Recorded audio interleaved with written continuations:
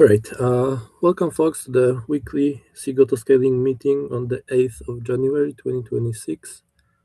We have two items on the agenda. Let's start with the first one.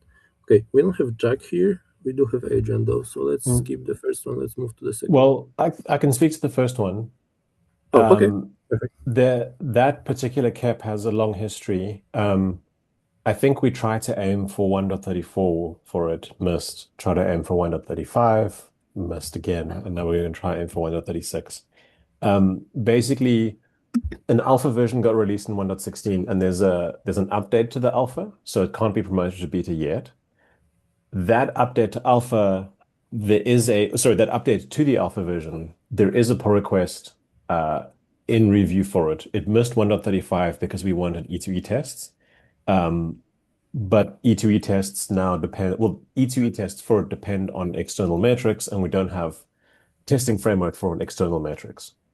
So the plan is going to be um, get that alpha changed, PR merged for 1.36.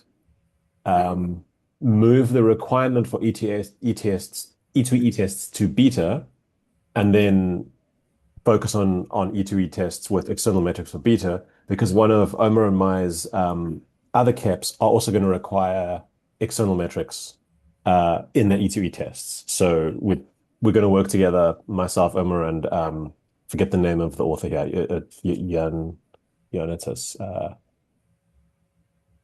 forget his name. Johannes. Uh, so it's in progress. I'm hoping beta in 1.37 will happen. That's the plan. That's the happy path plan. But this Is poor cap has been a struggle. is the alpha change for 136 risky? Can we help de-risk it in any way so that we don't slip another release? It's not risky. The reason why it skipped 1.35 was it was made towards the end of the Ah, window for okay. 1.35, and we'd said please do E2E tests, and he didn't have the time. We probably shouldn't have asked for E2E tests because we Mhm. forgot that we didn't know about the fact that we couldn't easily generate external metrics. So um, as soon as 1.36 opens, I'm going to jump on this one and see if we can get it merged as soon as possible. It's in fairly good shape, so I'm not too worried about it. But I would like to get it moving because it's ancient. Yeah, for sure. Like 160 is crazy. Exactly.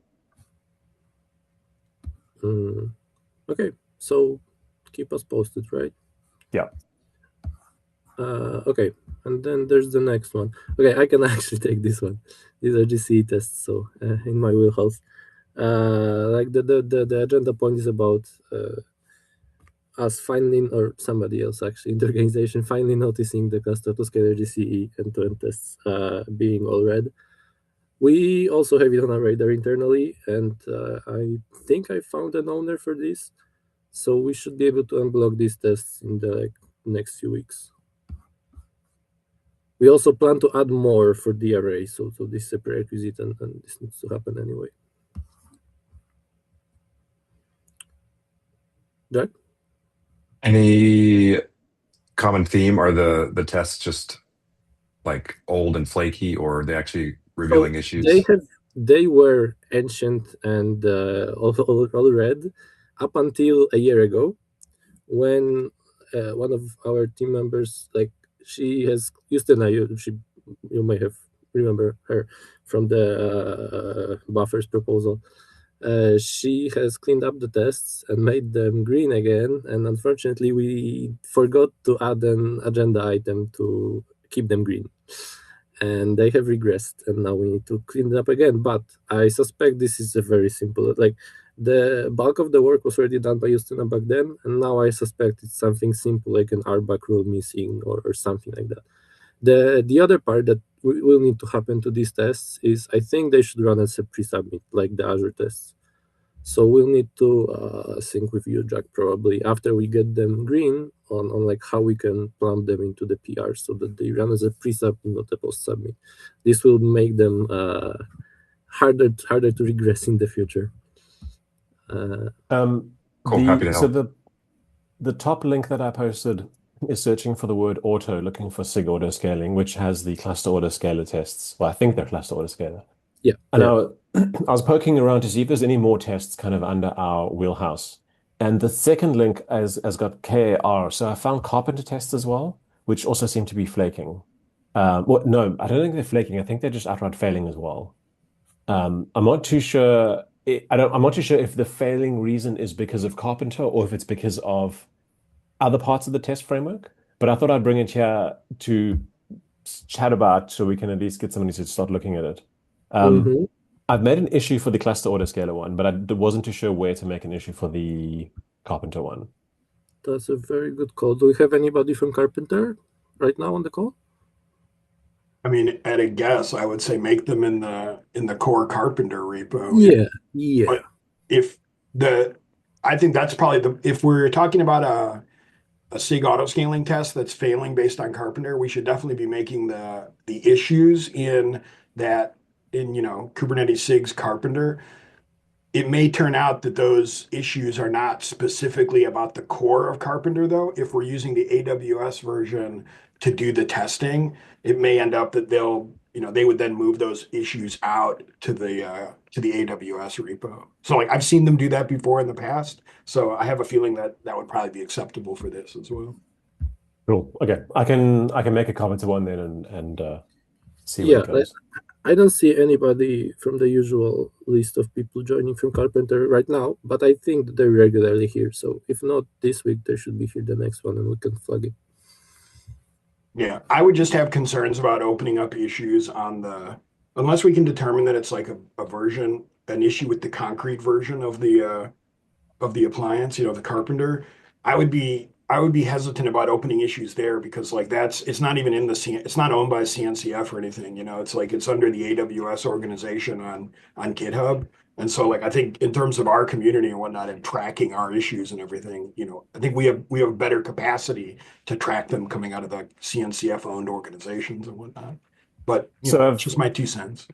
I've just had a look at the failing test for carpenter. This one is actually a bit more different in that it seems as though it's the test framework failing because like nodes aren't ready, I think.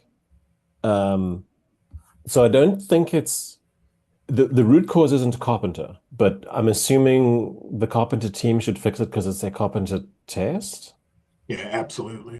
Okay, so I'll still file it under the carpenter I mean, repo. unless you want to get involved in fixing carpenter tests, which I'm sure would Is be it appreciated. there's enough other broken tests we've got to fix. So I'd rather delegate that Yeah, one. and keep in mind it might just be, oh, we don't use that test anymore. Thanks for the heads up. We'll delete it. And only the Yeah. carpenter folks will be able to say that kind of thing. So it could just be holding each other accountable for tests that we forgot to get rid of that we're no longer using. Yes, it would have been great if somebody flagged the GC test failing like a half a year ago. So yeah, it's good to flag this one now. Okay, so I think we covered the agenda. Do we have anybody else from the call? Anything to discuss?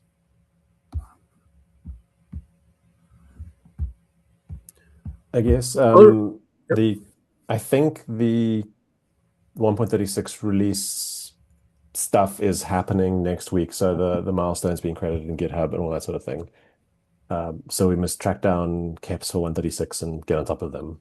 I think it's configurable tolerances. I've messaged Jean-Marc about that. It's the one we spoke about now, and then stuff that myself and Omer are working on. I think that covers everything, but I'll go over it by next week and then There's ping people. definitely some DRA caps that will be going beta from alpha, and CA will Okay. need to integrate, so I'll also look into that. Cool. And taking a step back, we also still need to release CA 135. So I think that plan is still middle of January, so like sometime next week. I saw that the CSI PR, well, the CSI PR was pretty much good to merge. The last time I reviewed it, I had some last comments and they were addressed, I think. So I'll do a final pass today and we can probably merge that. And same for the template node info registry. That's also very mergeable, so should be doable today. So yeah, I think we can sync Jack like beginning of next week of like what's remaining. Yep, I created the 135 branch ahead of time, and I've been putting things in there as they arrive in main. So it's ready for release really anytime. Perfect. Oh, I also found one bug, by the way. I haven't. Well, potential bug might be of interest to you, Michael. The change that to mix template node info provider that made us pass all nodes there, not only the ready ones. That turned out to actually be load bearing in our implementation. Well, as it turns out, well, you sometimes have these nodes in the cluster that are not actually created by the cloud provider. They're like fake nodes, like Fog or something else. And they don't really follow the normal conventions. Like in particular, they don't have a provider ID. And we use that for like correlating nodes to node groups.